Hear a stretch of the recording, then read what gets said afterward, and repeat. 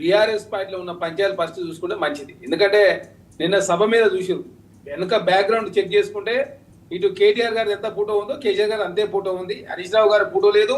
కౌన్సిల్లో ప్రతిపక్ష నాయకుడు మధుసూదనాచారి గారి ఫోటో లేదు. రాజ్యసభలో ప్రతిపక్ష నాయకుడు కేఆర్ సురేష్ రెడ్డి గారి ఫోటో లేదు. కేఆర్ సురేష్ రెడ్డి గారు మాట్లాడలేదు, మధుసూదనాచారి గారు మాట్లాడలేదు. అదేవిధంగా కేటీ రామారావు గారు మాట్లాడితే మరి హరీష్ రావు గారు మాట్లాడాల్సి వారితో మాట్లాడలేదు. ఓన్లీ కేసీఆర్ గారు స్వాగతం చేసిన దయాసాగర్ రావు గారు మాట్లాడి ఈ సభను క్లోజ్ చేసి కాబట్టి బీఆర్ఎస్ పార్టీలో వేరే వాళ్లకు ప్రాధాన్యత ఉండదనేది చాలా స్పష్టంగా కనపడతా ఉంది. కాబట్టి బీసీలకు సంబంధించి తెలంగాణ రాష్ట్రంలో కాంగ్రెస్ ప్రభుత్వం కులగన్న చేసి బీసీని తెలంగాణ రాష్ట్రంలో కాంగ్రెస్ పార్టీ అధ్యక్షుడు చేసినాం. మా పార్టీకే బీసీ ఉన్నాడు, కానీ బీఆర్ఎస్ పార్టీలో బీసీలకు కౌన్సిల్లో అధికార ప్రతిపక్ష నేత ఇచ్చినా కూడా అంత పెద్ద సభ పెట్టి బీసీలకు మాట్లాడే అవకాశం ఏదంటేనే ఏ విధంగా బీఆర్ఎస్ పార్టీలో ఓన్లీ కేసీఆర్ గారు కావచ్చు, కేటీఆర్ గారు నిలబెట్టే ప్రయత్నంలో భాగంగా కేసీఆర్ గారు హరీష్ రావు గారి మధ్య పంచాయతీ మాట వాస్తవం. కాబట్టి వాళ్ళ ఇంటి సమస్య